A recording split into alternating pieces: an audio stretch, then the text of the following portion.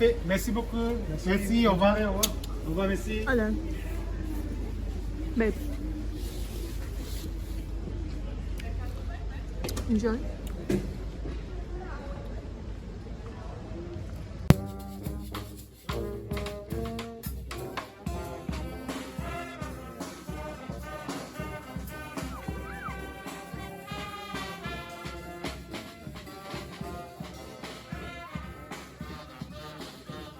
Hi everyone, welcome back to Paris. It's a blustery March day and we're at the bottom of the Rue Mouffetard in front of the Église Saint-Médard in the heart of the 5th arrondissement, the Latin Quarter, where a typical Parisian market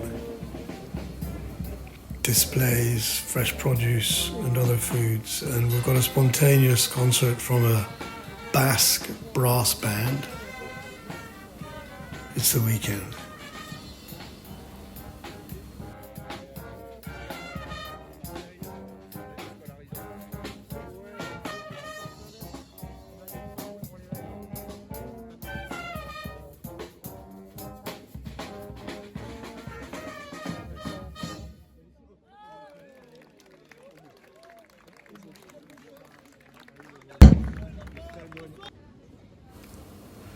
Walking up the Rue Mouffetard now, it's a really interesting street during the day. Lots of stores with fresh food, delis. You want to buy everything. It looks so appetizing. There's the oysters and seafood. So very active, a local market during the day, and in the evening it morphs into a party street with bars and restaurants where people go out, come from way all over town and even out of town to have meals and go to bars. But it's the morning, so we're checking out all the food stalls.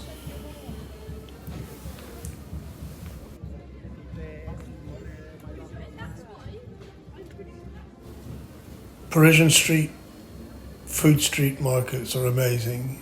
In fact, French food street markets are amazing. This isn't actually a market because the stores are here permanently, but they're displaying their wares like a market. And further down the hill, the street market, which where the storekeepers just turn up on a couple of mornings a month.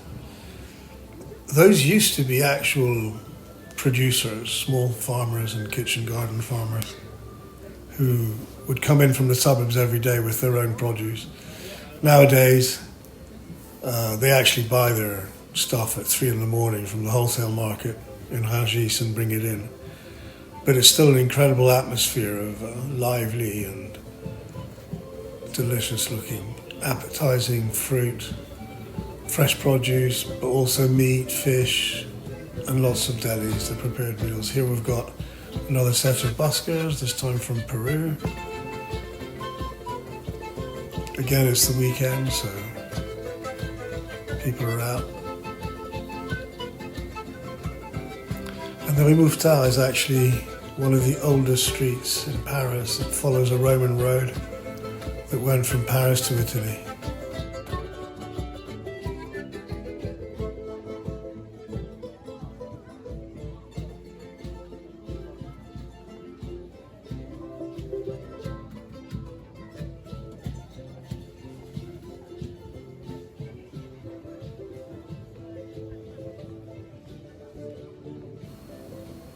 Yeah, Mouffetard has kept its medieval characteristics. It was not torn down after the 1848 revolution, along with the rest of Paris.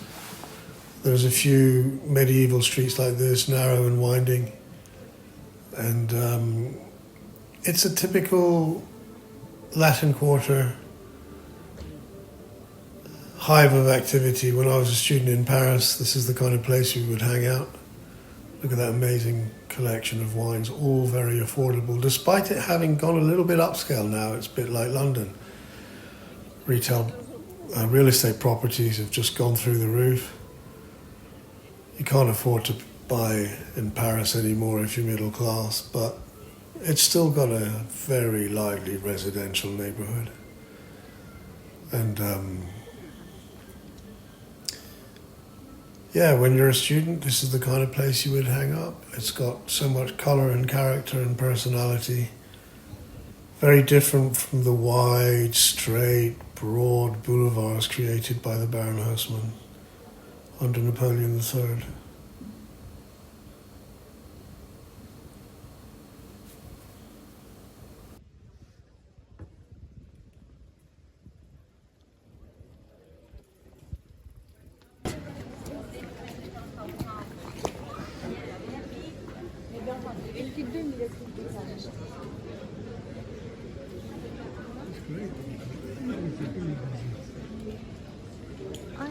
I did one just buy this one years ago, but I don't know.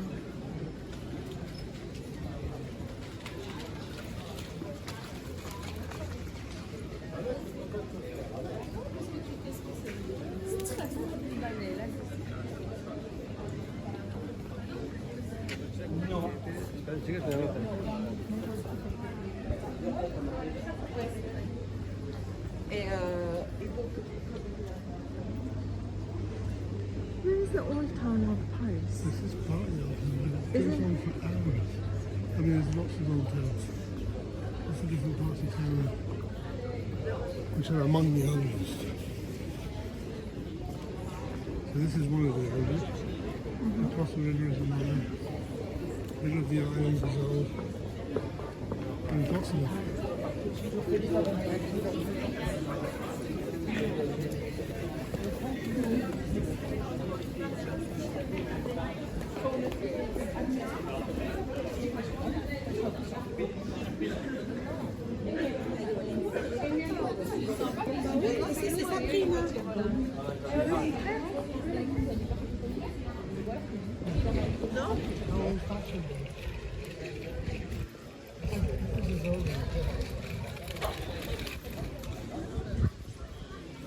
These are 18th century, somewhere in the 16th, 17th, I mean.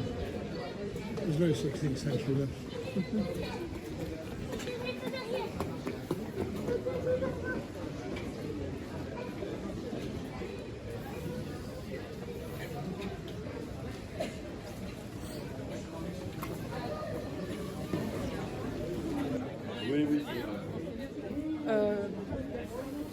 The pavement crepe makers are some of the best value food in Paris, much sought after by students.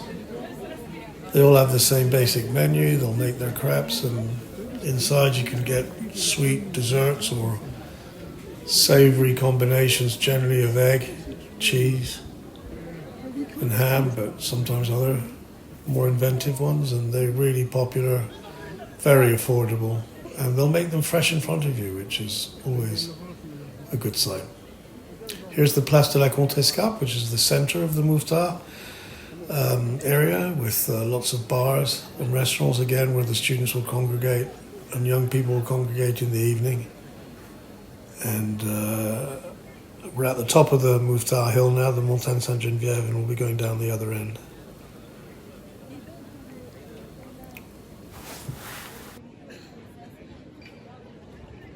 Alan, babe, can you see the? It's not the same one though, because that's not the space in there. It's just some of the.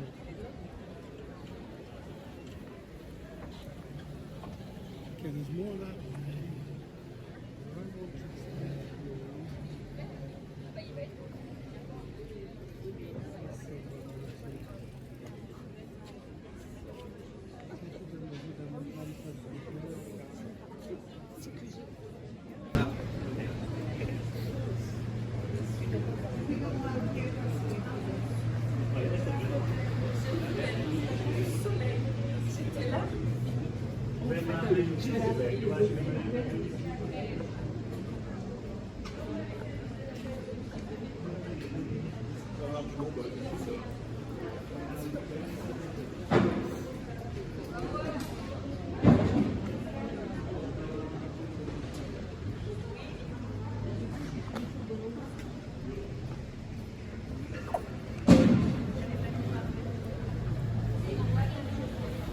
There's a big toit. Thouin. Yes. Careful because there's a coffee. So there was a bakery on the corner, and it was famous because, long story here, okay? But bread, the price of bread used to be regulated in France. And because it was regulated, Yeah.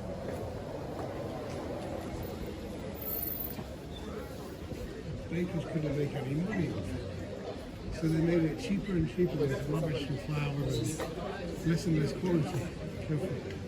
Because the price was regulated. But there were a handful of traditional bakers who kept on making proper baked bread, proper baguettes.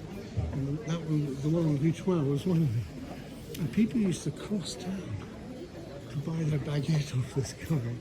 And they'd even reserve their baguette because you couldn't get these, because that's how important food is to the French.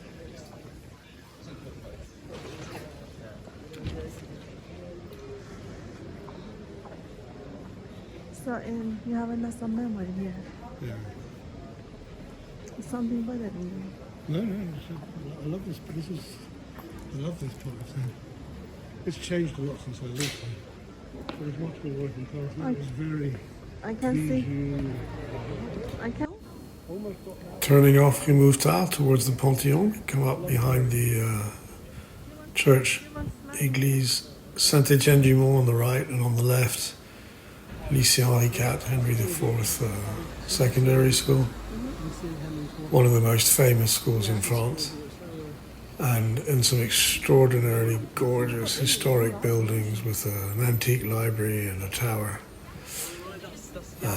And just behind it, peeking out, is the Panthéon, where all the great men of France are interred, and nowadays men and women, but the original inscription says, Aux grands hommes la patrie reconnaissante, which basically means, only refers to men, although there have been women since Marie Curie and Simone Weil and Marguerite Duras and a few others. I don't know if they've changed the inscription in the front, which, if they haven't yet, they should definitely redo it. This is Henri IV on the left, Saint-Étienne-du-Mont on the right, spectacular architecture. And then the buildings of the Sorbonne, Paris University, just beyond, on the right and all the way down the hill towards the river.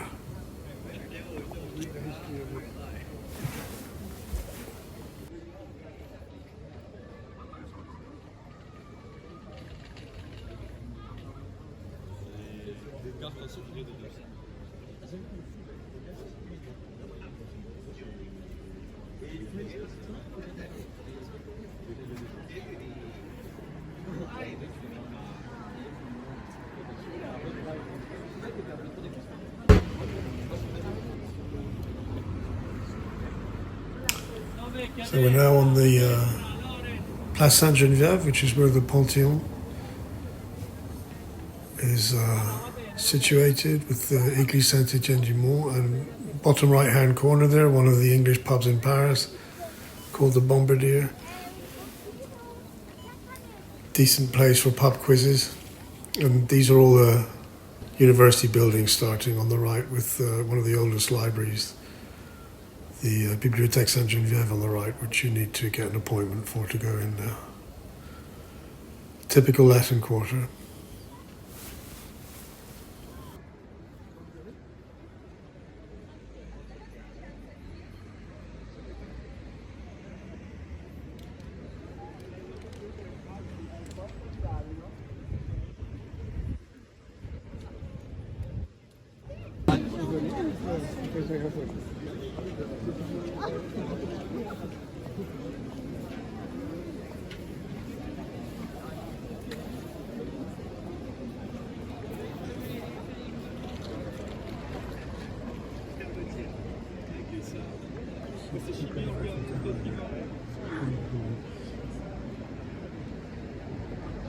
I don't know why every time I hear Eiffel Tower, just makes me happy. And is it? This is the Panthéon. It's modelled on the the original in Rome, dating back to Roman times. It's actually originally a church, but it took them a while to build it. By the time they finished, the French Revolution had started. And so the government took it over and decided to turn it into a mausoleum for famous French people. And it did revert back to being a church a couple of times, but basically it's a repository for famous French men originally, and some French women as well now. Now we're walking down towards the river, between the buildings of the Sorbonne, the Paris University. Rue Saint-Jacques is another of the oldest streets in Paris, also a Roman road leading south from the Seine and joining other roads all the way to Italy. And we're in the heart of the Latin Quarter here, with a mixture of 19th century and much earlier 18th, 17th, even 16th century buildings. All of this is University of Paris territory. Yeah, what is it? I am recording, baby. What is it? I'm testing you. What is it? I just told you what it was. You told me. I do listen to you. Coming down now to the main entrance of the Sorbonne. It's not actually the official entrance, which faces south. We're on a side street, and you can't really, it's a narrow street, so you can't really admire it for what it's worth.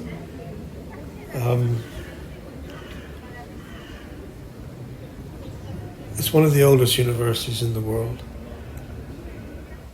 and definitely worth visiting for its architecture. Astonishingly, still holds some lectures and university classes for undergraduates, although to be fair, most of the undergraduate courses are now delivered in ugly 1960s buildings dotted around the outer arrondissements of Paris. This is the Place de la Sorbonne, and there's the main entrance there, closed today. And the whole block is actually the Sorbonne University, with another great French lycée across the square there, Louis le Grand and Henri IV, within about less than half a mile of each other.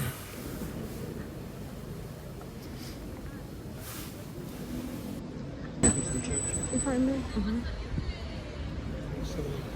And we're still in the heart of medieval Paris as we leave the Sorbonne building, The Middle Ages were basically from crossing the Rue des Écoles, the street of schools, literally, maybe even from to another astonishing medieval building, the Museum of Cluny. Now a museum of medieval art in Paris. It's one of the many abbeys which used to... There's the main entrance to the Sorbonne. That's the big official formal facade with Montesquieu across the road. And behind Montesquieu, the Musée de Cluny, one of the many abbeys that used to be... The whole of the left bank used to be only monasteries and convents and abbeys, and that's why the university started there, because it was the church that originally created education for the masses, all of it in Latin, of course, and all of it religious instruction. But out of that, the medieval universities grew. And the Paris University was one of the first. And I think the 13th century, around about 1250 or 1290, there's the Musée de Cluny, the Abbey. Definitely worth visiting if you're into medieval art, with some really stunning original architecture here from the Middle Ages.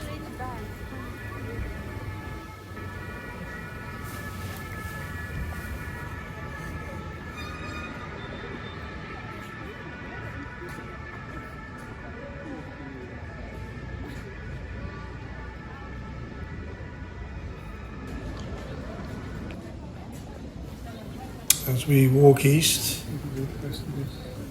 from the Cluny Museum, we come into the Boulevard Saint-Michel. So the Boulevard Saint-Michel, just above the crossroads with the Boulevard Saint-Germain. This is the heart of the student quarter. There's more university buildings over the other side of Saint-Michel, notably the original law museums and the original faculty of medicine.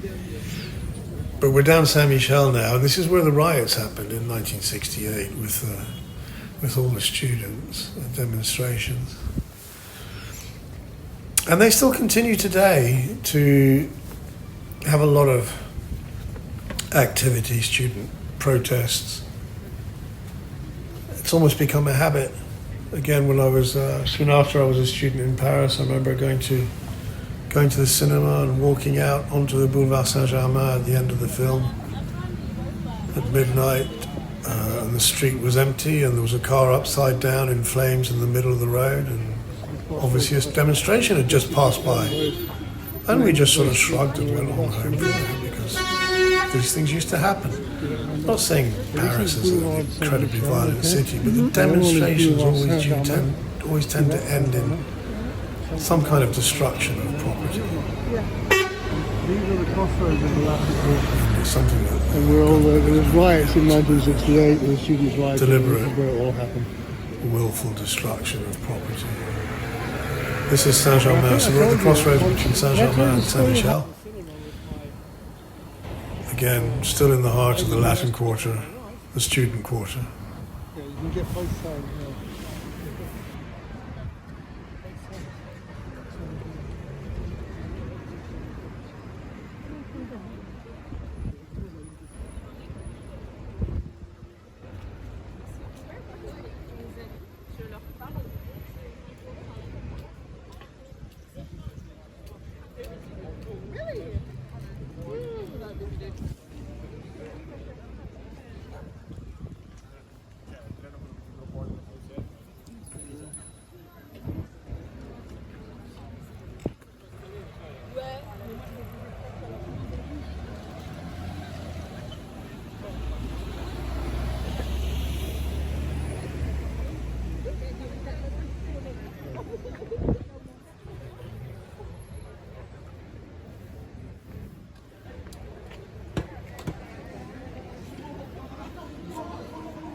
Been to the cinema in there, and the exit was out here. We came out the exit, and the fire was happening, and the street was empty. It was awesome.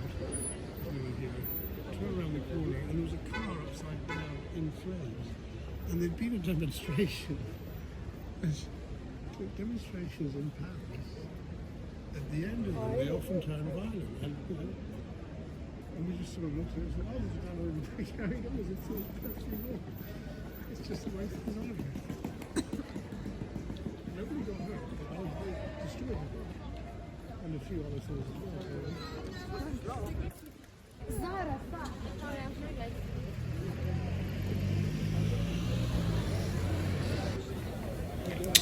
well. We're just coming off Saint-Michel into the Rue Galande, another medieval street that's now restaurants and food stores in the day and restaurants and bars at night.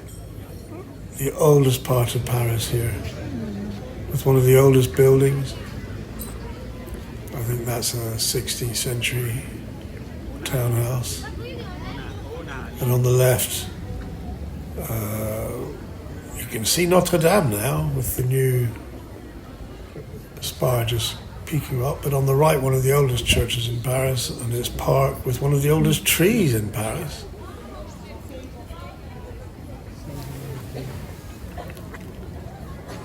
It's the church of Saint-Julien-le-Pauvre, and it's still well worth visiting.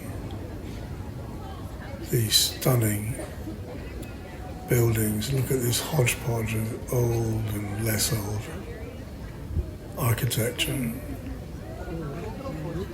We're on the heart of the Latin Quarter still, with Notre Dame just across the river on its island.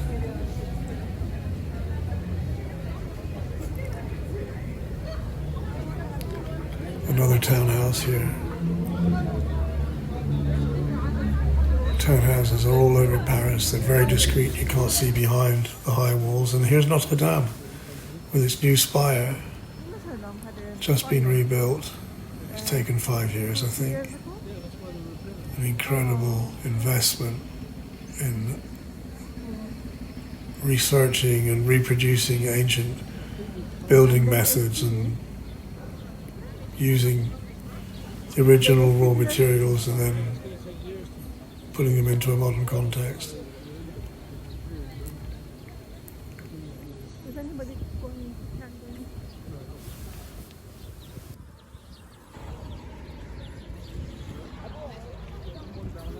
My mother always used to say that Notre Dame is there's nothing religious about Notre Dame, it's just music. She said it has no spirituality. No, well, she likes it. She didn't say it was, she said it was nothing, it was bogus religious. All the sculptures of, you can't see them, there's people. As you can see, this is still an incredible construction site, although some of the palisades have come down. Notre Dame burnt in spring 2019. It was a fire in the roof space. And of course, as it happened, everybody thought this was terrorism, but it turned out to be just an accident. I think a workman's cigarette butt had been left glowing and managed to catch fire with some of the old wood.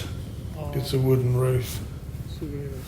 And they've spent the last 5 years meticulously rebuilding. But while they're doing so, they had to excavate some of the church. They found some 1,000-year-old vestiges from the previous churches. And this building site has been going on for 5 years. It's still not over, but they finally managed to rebuild the spire. And in there, and they had hoped to be ready for the Olympic Games later in 2024, but I don't think they'll have finished everything.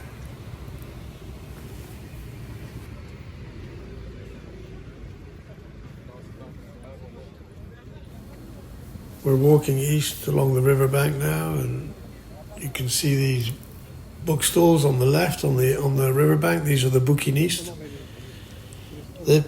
Again, this comes from the time when Paris was a university centre. The left bank was a university centre, and the bouquinistes would be selling all sorts of printed publications for students, but then it became much more cultural. And now you can find really pretty much everything in a bouquiniste stall. They're periodically threatened with extinction, but they keep popping up, and you can get a lot of good antiques in some of these stalls. I think they're going to have to shut them down for the Olympic Games, which isn't a very popular move. Here's the Seine River, a branch of the river going around the island, Île de la Cité, which Notre Dame is on. And there's the building site as it gets reconstructed.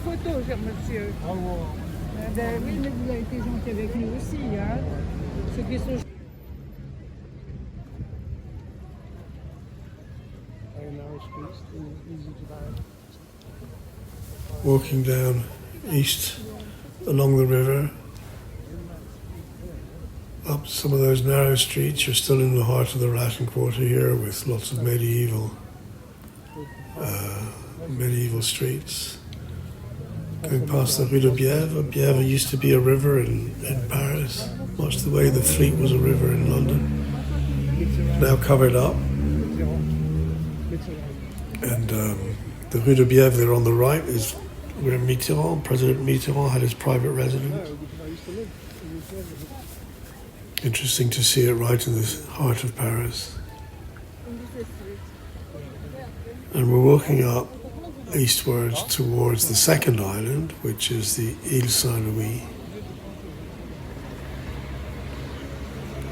It's well worth strolling through, just admiring the townhouses. There's another townhouse. And the architecture, and the really splendid proportions of 17th and 18th architecture compared to what came after. They're so much more beautiful. Here's the bridge over first to the Île de la Cité and then to the Île Saint-Louis with the Paris Notre Dame building site, celebrating all the artisans and the workers who've contributed individually and hand by hand to reconstructing There's another branch of the river there. So this is the cathedral. on this island. And then it grew onto this island as well. There's another island there. In fact, and this is three, but they're joined two of them together. And you look at their pillars, they're really like over the side. Very old established families. And Notre Dame. Do you want to go on a big one or a small one if you want? This is so big. Huh? Are they having any party there? Sorry? Are they having any party there? Any what? Are they have any party? No. Right? I mean, there are boats for parties. That's called a party boat. That's a tourist boat.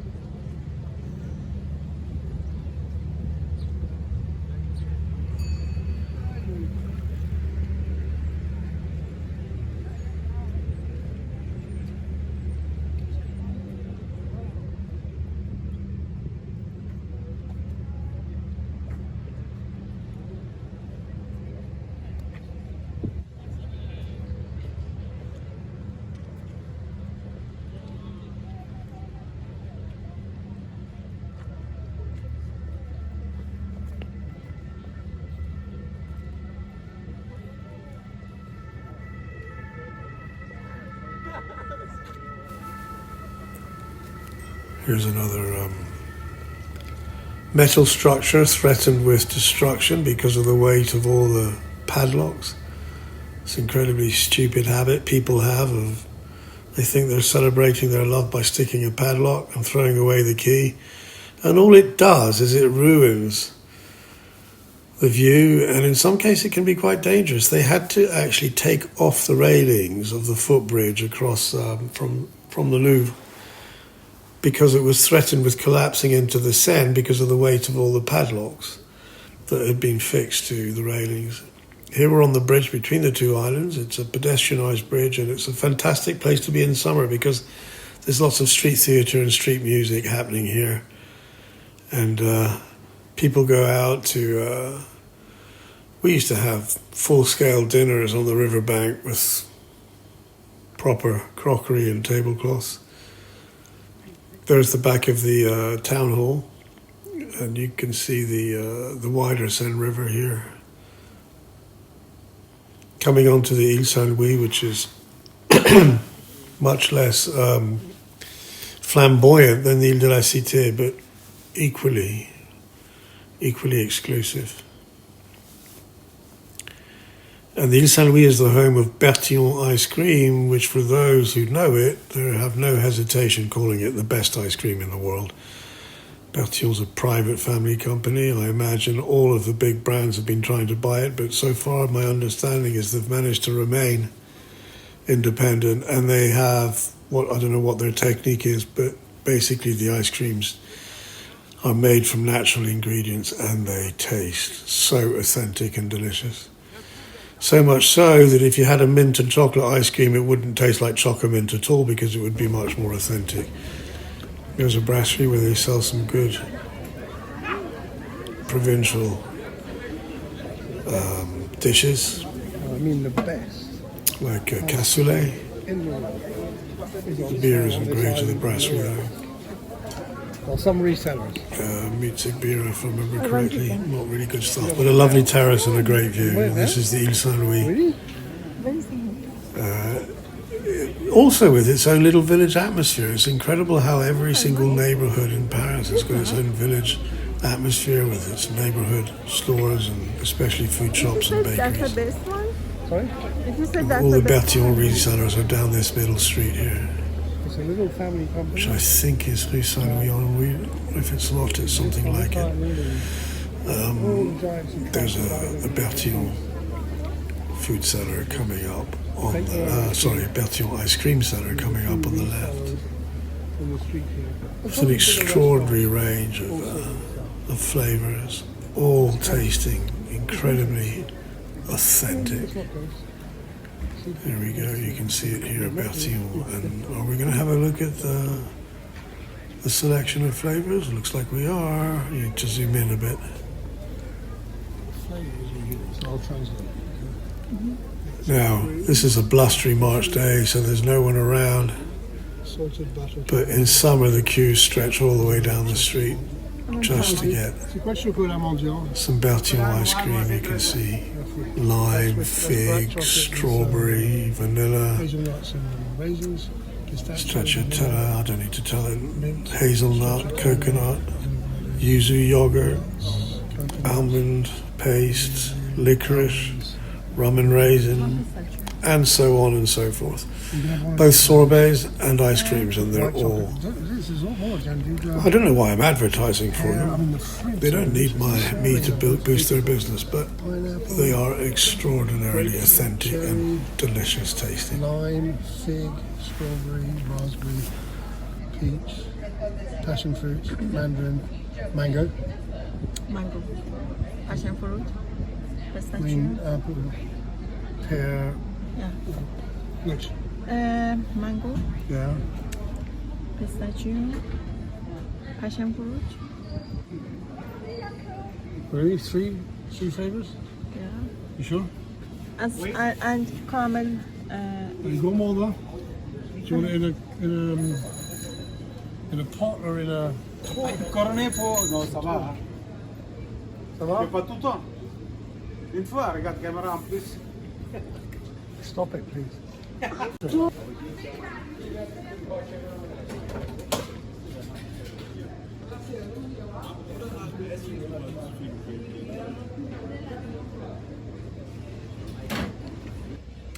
Thank you. Moi, je vais prendre... Moi, j'aime beaucoup plus haut. Deux. Deux. En cornet, pareil? Cornet, s'il vous plaît. Souris. Parfait. Merci beaucoup. Merci, au revoir. Au revoir, merci. Hello. Babe. Enjoy.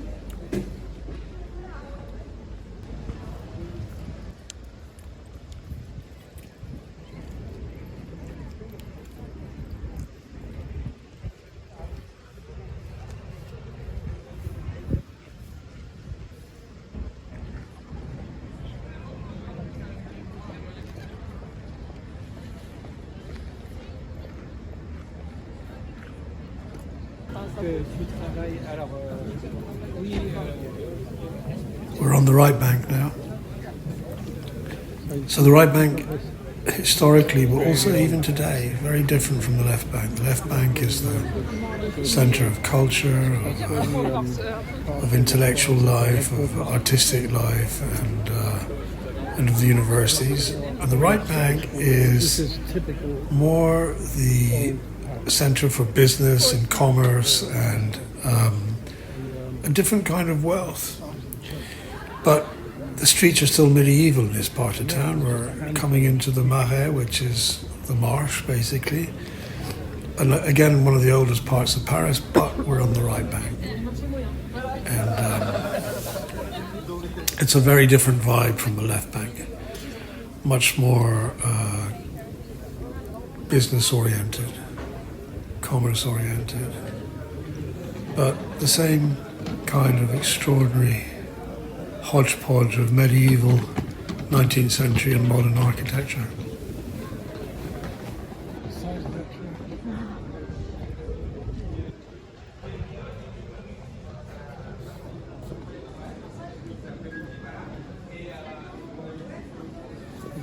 So this is a youth hostel.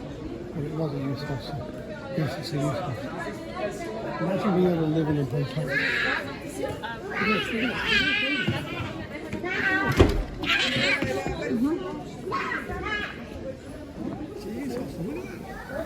Here's another remarkable building in Paris. Look at this with the overhanging first floor.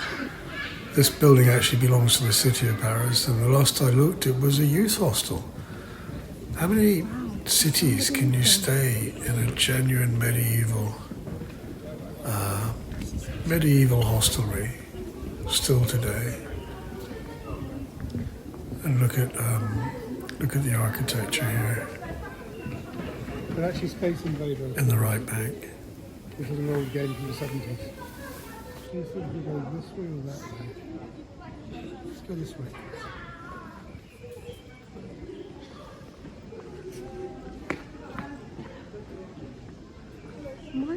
Easy.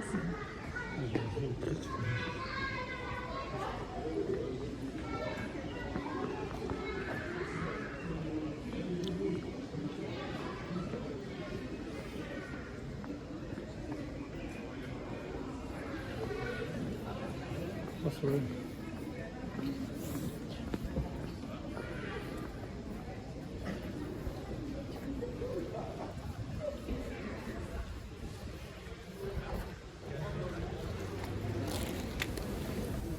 In fact, hiding inside this hodgepodge of architecture are two of the oldest buildings in Paris.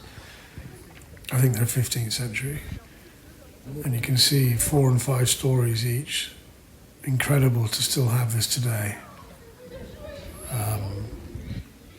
Nestled in between 16th, 17th, more like 17th and 18th century buildings actually, and a few 19th century.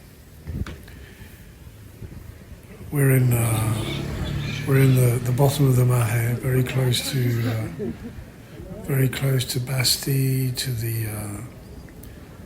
to the Jewish quarter in Rue des Rossiers, and St. Paul's. This is St. Paul's. It must be one of the ugliest churches in Paris. I think between St. Paul and Saint-Sulpice, they should vie for being the ugliest religious edifices in the capital. St. Paul is particularly ridiculous because it's just a facade. There's nothing behind it, but the facade is hideous. And yet, it's a Paris landmark. Over there, that's the Marais, that's the heart of the Marais.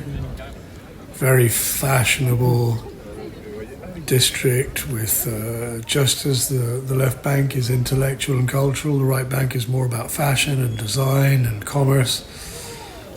But there's some incredibly historic architecture here, including the Place des Vosges, which used to be a royal square, but over the years developed, and Victor Hugo had one of his houses in the Place des Vosges. More food shops, as you can see, just like on the left bank. So food is perennial in France, it's everywhere. It's ubiquitous and pervasive, and thank goodness, because it's usually really good and you want to buy everything.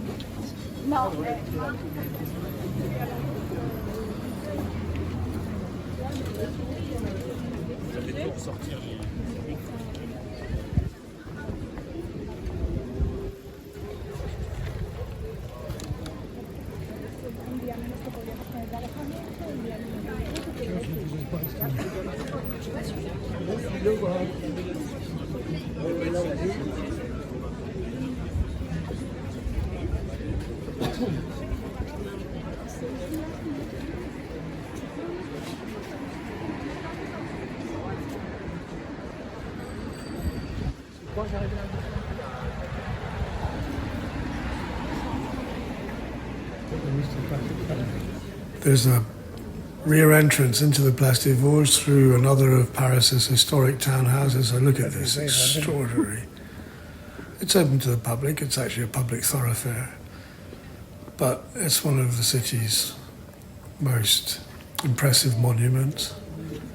Here we go into the rear courtyard, which is even more secluded and beautiful. Look at that architecture. This belonged to us. I can't remember. I need to look up the history, but it's one of the aristocratic townhouses built for a countess or some noble family.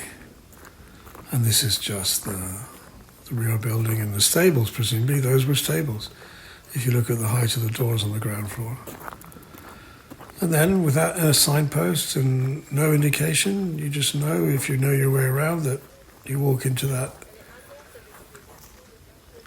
little doorway on the far right hand corner. As I say, it's a public thoroughfare. Anybody can walk in and out here. It's very well tended. Look at those flower beds. The gardeners of the city of Paris are the best in the world, I think, at making the gardens look so beautiful in the public parks. Even just the street side shrubbery. Here we go. Little secluded passageway that you wouldn't notice if you didn't know it was here. And you're into this colonnade, which is the Place des Vosges, one of the oldest squares in Paris, a royal square. Here we go, the Place des Vosges. Extraordinary late medieval Renaissance Used to be a royal. architecture with Victor Hugo's Used to be a royal palace. house in the corner and the Pavillon de la Reine, so it used to belong to the Queen, over on the other side. So we've been from one medieval centre of learning and religion and culture to another medieval centre of business and design and politics too, and government. Both of them within a mile of each other in Paris.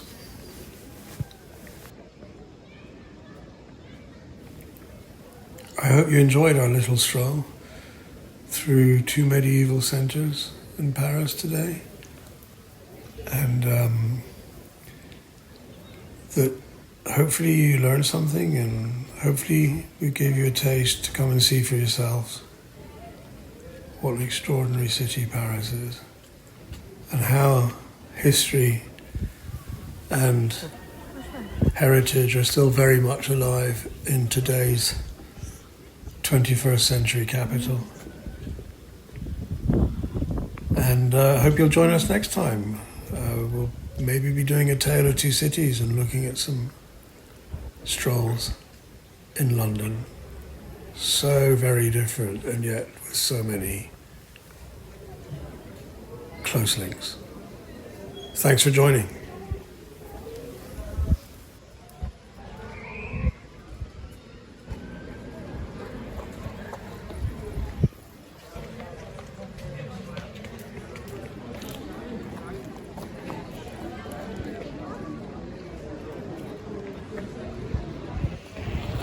You can go down if you want.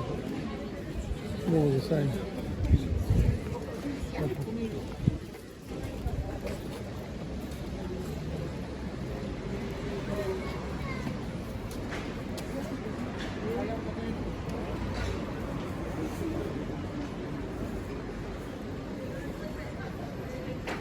And we see that when the light is on, the city is more beautiful.